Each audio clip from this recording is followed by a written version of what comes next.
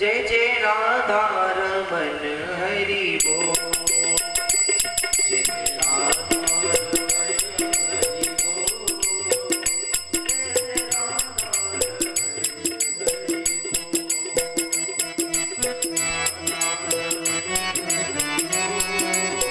जय जय राधा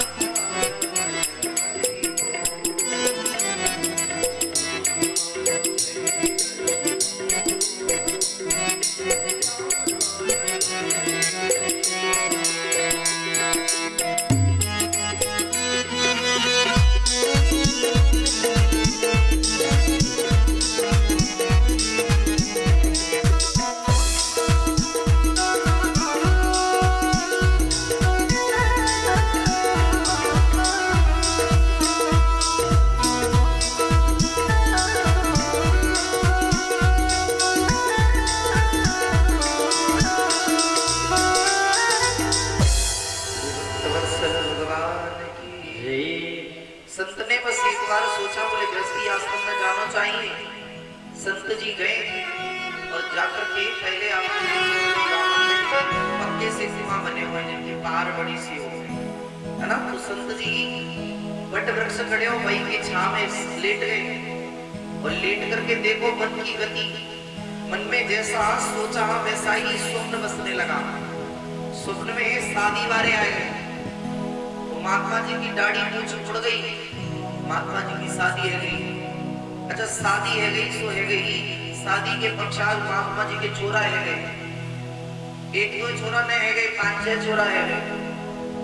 महात्मा जी स्वप्न में ही मस्त है गए, इतने मस्त है गए, इतने मस्त है गए कि एक दिन का हुआ कि सबसे जो छोटा वाला बालक है का वो महात्मा जी के साथ लेटो। पास में ही देवी जी बैठ गई आके, तो देवी जी ने धीरे से कहा, बोले आप जरा पीछे को खसको, छोरा दब रहे हो। तो महात्मा जी जरा से खस गई।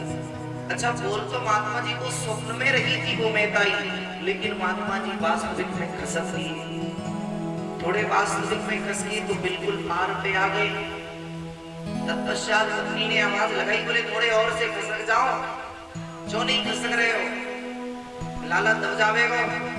तो जैसे ही महात्मा जी ने कही, बोले बार बार कह रही है थोड़े से कसको, थोड़े से कसको, तो ज्यादा ही खसक जावे। सो महात्मा जी एकदम से ज्यादा कस के तो करवट थोड़ी बड़ी सी है गई, सो कुआं में जाके गिरे। जैसे ही कुआं में गिरे तो 30 फुट नीचे पानी में, जैसे ही पानी में भीगे नींद पूछी तो न पत्नी न बच्चे, बाबा जी की जटा दाढ़ी भीग गए। महात्मा जी ने मन में सोचा, हे भगवान ये क्या हुआ, जरा सी उन मन के चक्कर में पड़ गए। 2 मिनट शादी के बारे में सोच क्या लिया, 30 फीट नीचे गड्ढे में गिर गए। कहने का आशय मेरा है, यदि मन के चक्कर में पड़ोगे तो अनंत जन्म हमारे बीत गए, बर्बाद है गए।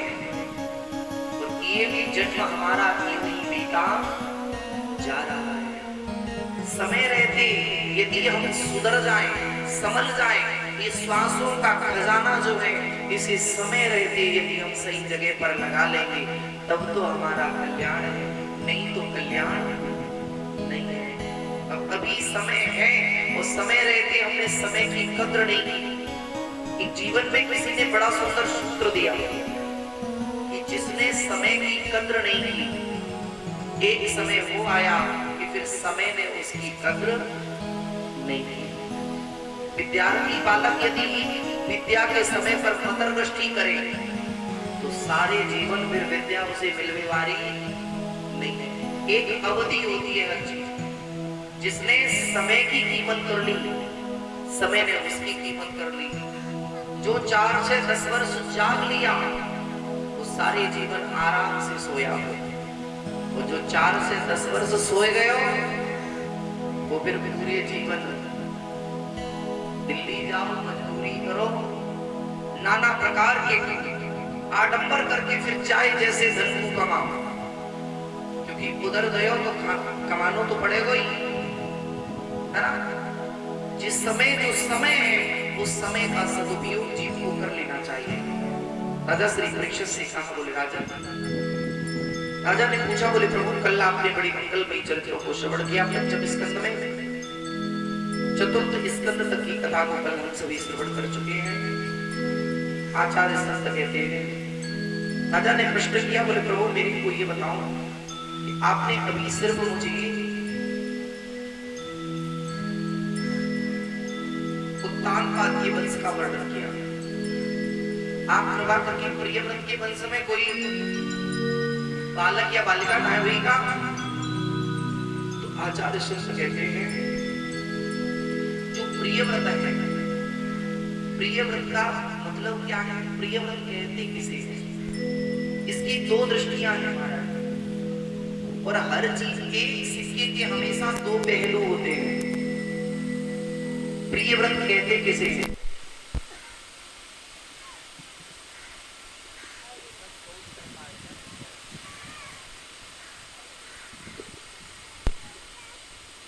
प्रियव्रत कहते किसे हैं? अच्छा, जो प्रिय शब्द है, प्रिय माने होता है प्यारा, है ना, जो हमें ज्यादा प्यारा हो। और व्रत माने होता है संकल्प। क्या होता है? व्रत माने संकल्प। अच्छा, व्रत तो सभी करते हैं, हम लोग भी व्रत करते हैं कि नहीं? कौन सा व्रत करेंगे? बोले आज मंगलवार है तो भोजन नहीं करेंगे। क्या नहीं करेंगे? भोजन नहीं करेंगे। अच्छा, भोजन करेंगे नहीं, लेकिन शाम को फिर क्या खाएंगे? बोले सेब खाएंगे 2 किलो। अब 2 केजी सेब 400 मिलेंगे। अच्छा, भोजन सस्ता पड़ता है या सेब? सेब महंगे पड़ते हैं। 9 दिन व्रत कर लेते हैं, और व्रत करेंगे तो खाने की सामग्री बढ़ जाएगी। बोले क्या? बोले आज सिंगाड़े के आटे की पूड़ी बनेगी, कल उसकी लपसी बनेगी, परसों ये चनेगा, परसों ये होगा।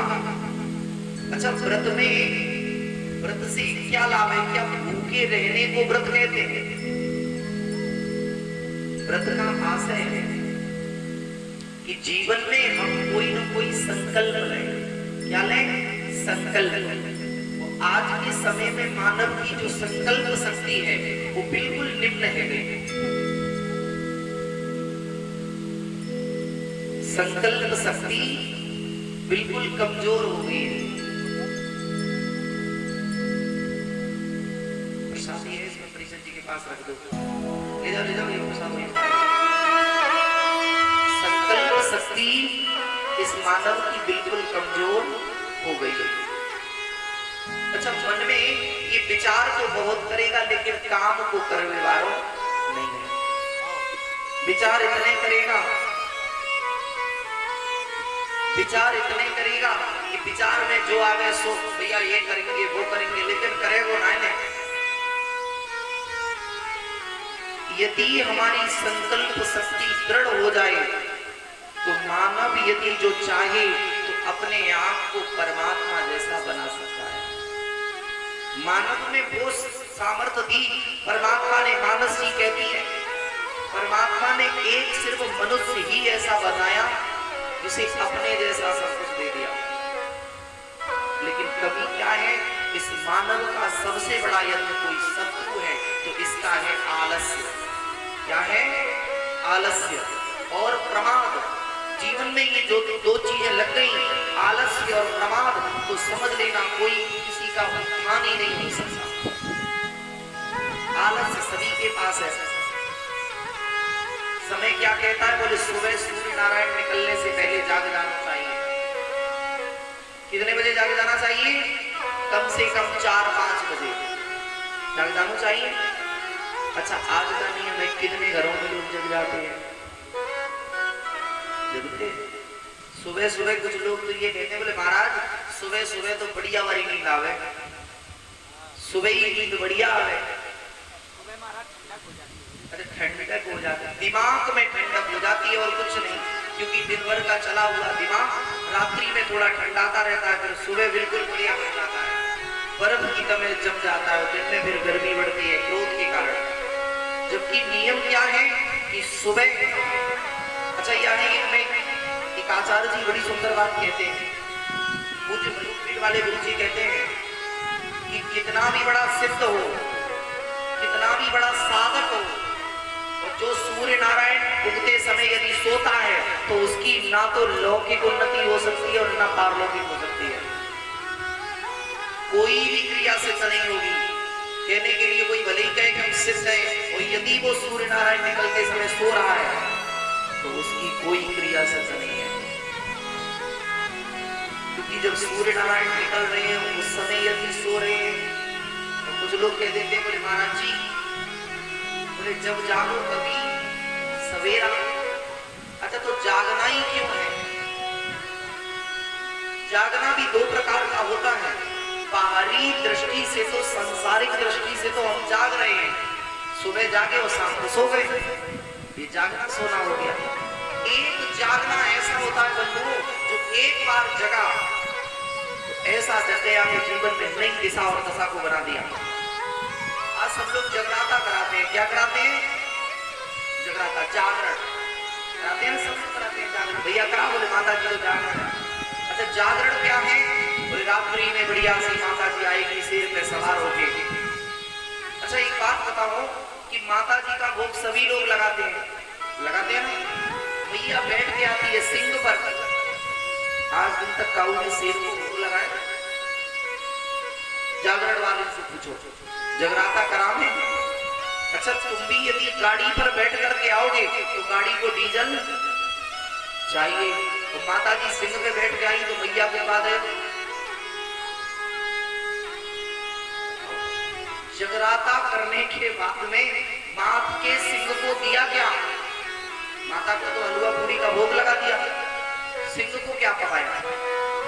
अच्छा, ये भी छोड़ दो, सिंह के भोजन प्रसाद की व्यवस्था। सिंह खाता है मांस, वो भी ताजा मांस खावे हो, अब कहां से लाना है ना? अच्छा, ये भी आप छोड़ें। जीवन में एक जागरण करने के बाद जगना क्या है? बोले एक जागरण किया है और जागरण करके 2 दिन तक जब आएंगे करके बोले जागरण करके आए हैं, पड़े हैं।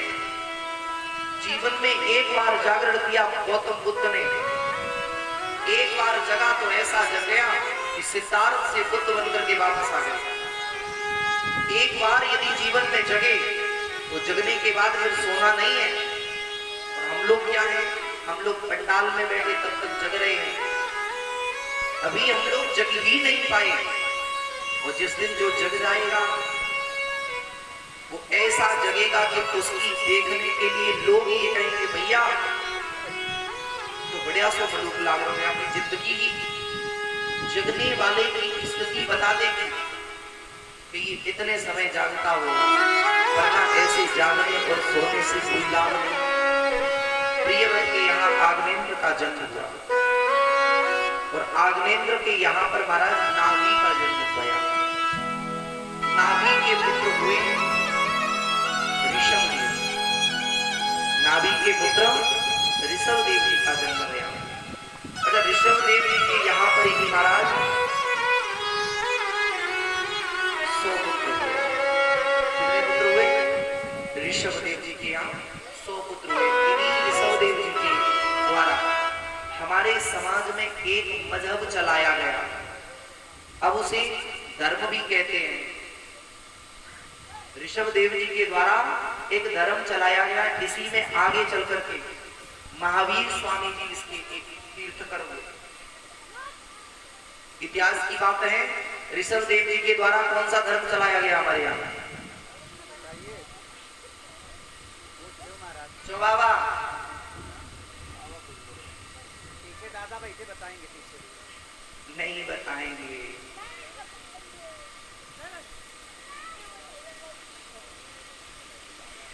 ऋषभदेव भगवान के द्वारा हमारे यहाँ एक समाज में मजहब चलाया गया। वैसे सभी मजहब है, धर्म तो एक ही है, धर्म न दूसर सबसे समाना, आगम निगम पुराण बखाना, और कोई धर्म ही नहीं है, धर्म सिर्फ एक है। जिस धर्म को आज हम कहते हैं जैन धर्म, क्या कहते हैं? जैन धर्म। ये जैन धर्म श्री ऋषभदेव भगवान के द्वारा चलाया गया। ऋषभदेव के 100 पुत्र हुए, तो इन्हीं 100 पुत्रों में ऋषभदेव जी के यहाँ, जिनमें से 9 योगेश्वर बन गए, 9 योगेश्वर बन गए। आगे एकादश स्कंद में जनक जी और नव योगेश्वर का विस्तार से संवाद हुआ। इन्हीं में सबसे ज्येष्ठ पुत्र है जिनका नाम है भरत। क्या नाम है? भरत। हमारे देश में 3 भरत हुए। कितने भरत हुए? 3। एक भरत ऋषभ देव जी के पुत्र, दूसरे भरत महाराज दशरथ के पुत्र, तीसरे भरत दुष्यंत और शकुंतला के पुत्र, चौथे कोई भरत जी नहीं हुए। अच्छा, तीनों में एक एक प्रधानता है। पहले भरत है, ये वैराग्य प्रधान है। इनमें क्या है? वैराग्य की प्रधानता है। दूसरे भरत जी हैं, ये भक्ति का साक्षात मूर्तिमंत रूप है। और तीसरे कर्म के मूर्तिमंत भरत जी। इन्हीं तीनों भरत के कारण हमारे देश का नाम पड़ा है भारत। पहले इस भारत देश का नाम भारत नहीं था। पहले से क्या कहते थे? पहले कहते थे कहो महाराज तुम तो हर बात हमसे ही पूछ लेते हो।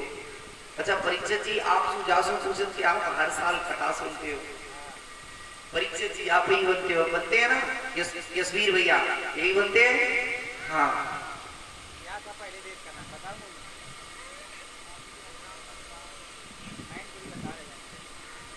अजनाब खंड। क्या नाम था? अजनाब खंड।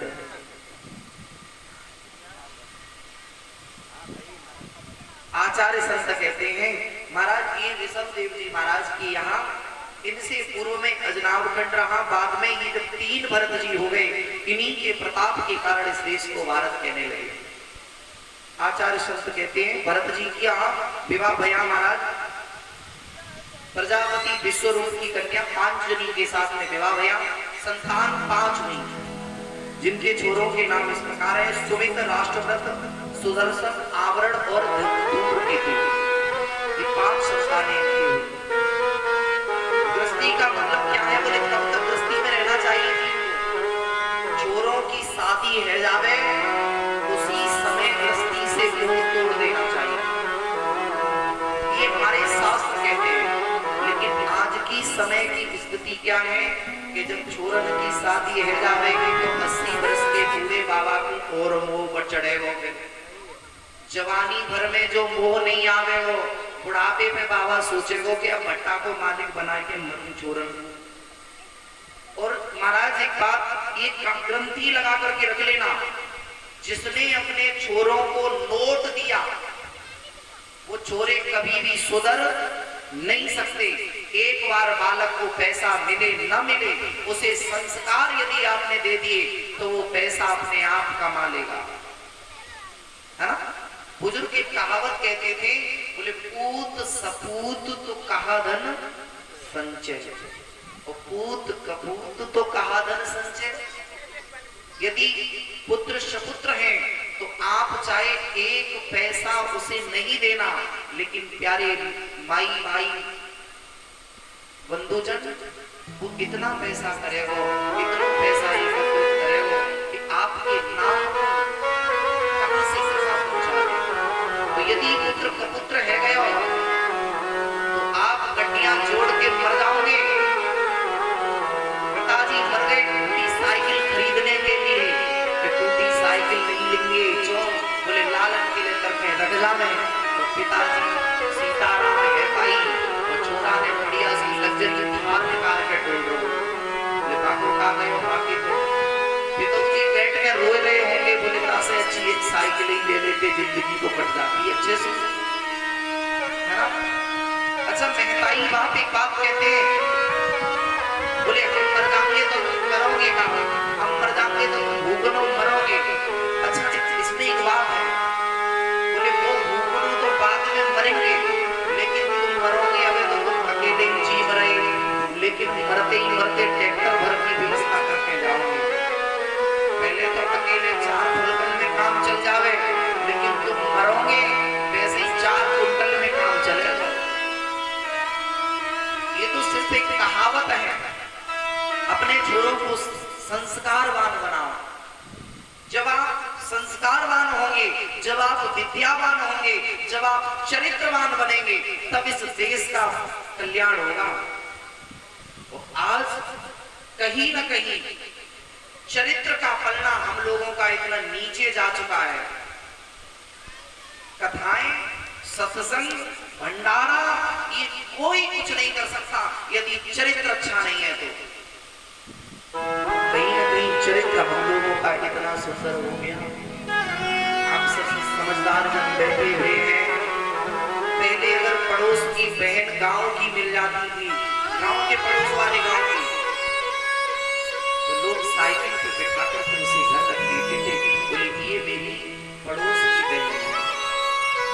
पड़ोसी के भरोसे लोग पूरा पूरा घर छोड़ जाते थे। भैया ये चाबी ले ले, तो 4 दिन के लिए रिश्तेदारी में जा रहे हो, तुम मेरे घर की व्यवस्था देखते रहना। लेकिन आज मुझे ये शर्म लगती है कहने में कि सगे भाई से बहन सुरक्षित है।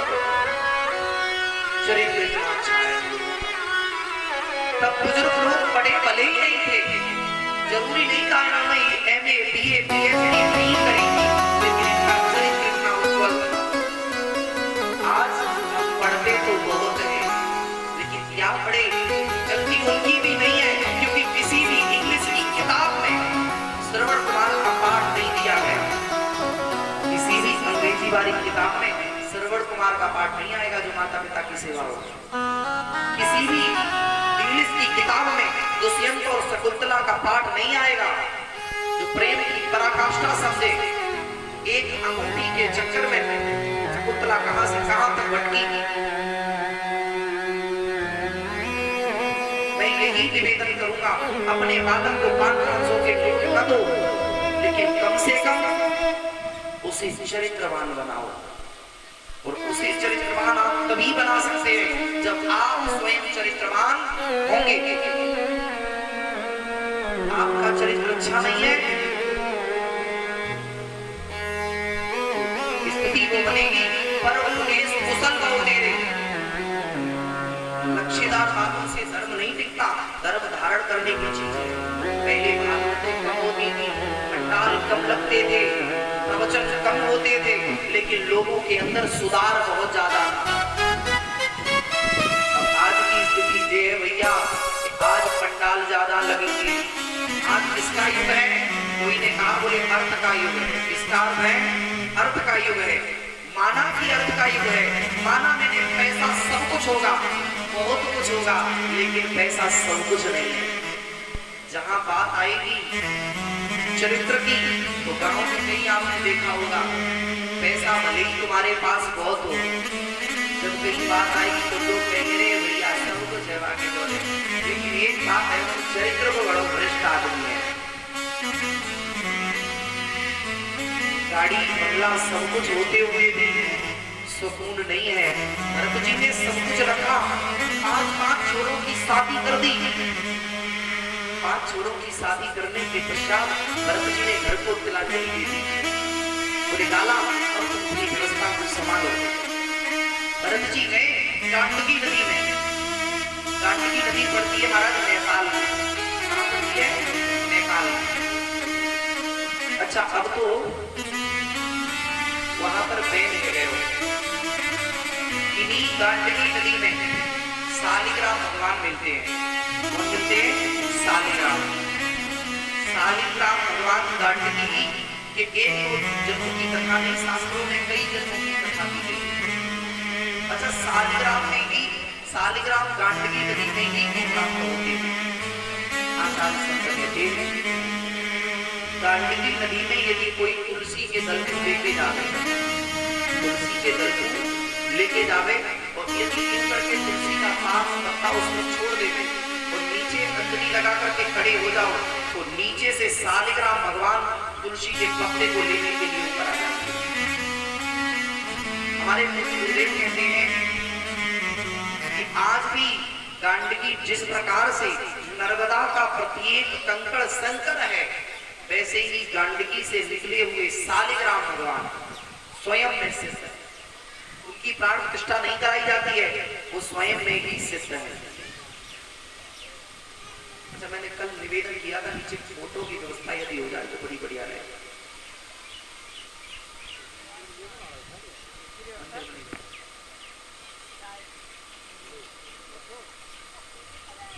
आचार्य संत कहते हैं गंडकी नदी में सात के किनारे पहुंचे, घर का त्याग कर दिया। त्याग करने के पश्चात बढ़िया सी गंडकी नदी के किनारे सुंदर सी का नियम है, भरत जी महाराज स्नान करके सूर्य नारायण को अर्घ देते हैं। क्या करते हैं? सूर्य नारायण को अर्घ देते हैं। हम लोगों को भी सूर्य नारायण को अर्घ देना चाहिए, सूर्य नारायण को अवश्य देख लेना चाहिए। आपने भैया भैया कितने लोग सूर्य नारायण को जल देते हैं? सूर्य नारायण को जल कभी कभी, अच्छा डेली देते हो, बिल्कुल देना चाहिए। क्योंकि दुनिया में सभी देवता दिखते नहीं है, लेकिन सूर्य नारायण एक ऐसे देवता है, ये प्रत्यक्ष देवता है, ये प्रत्यक्ष देवता है। नित्य नियम से रख लेना कि सूर्य नारायण जब लाल लाल निकल रहे हो, लाला में से, उस समय यदि तुम सूर्य नारायण को जल प्रदान करना, तो लोग कहते हैं ना, आचार्यों से हाथ दिखाते हैं, बोले महाराज जी मेरी सूर्य रेखा कमजोर रह गई। सूर्य रेखा जिसकी कमजोर रह जावे, वो सूर्य को लाल चंदन मिश्रित करके वो जल देने की भी प्रक्रिया है। जल कभी भी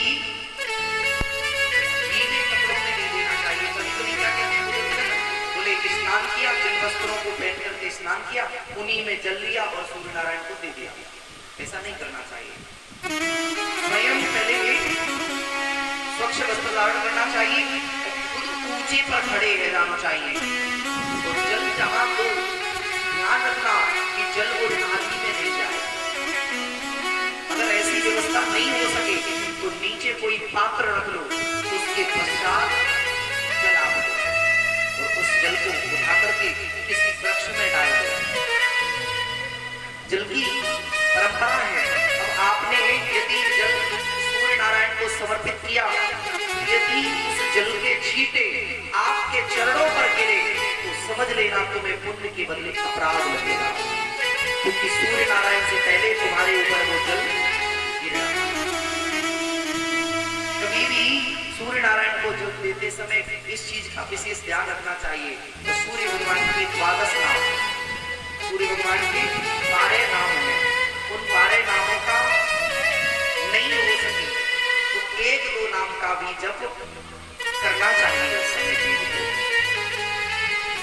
भरत जी भी यही कर रहे हैं, कांटकी नदी में खड़े हैं और महाराज जल लिया, सूर्य अर्घ दे रहे, सूर्य भगवान का यजन कर रहे हैं। ऐसी स्थिति में एक मृगी जो प्यास से छटपटा रही है, बेचारी भागती हुई आई, जलपान करने लगी। जलपान करने लगी और उधर से एक सिंह ने आवाज लगाई। मृगी एकदम छटपटाई और सामने एक बहेलिये ने निशाना लगाया।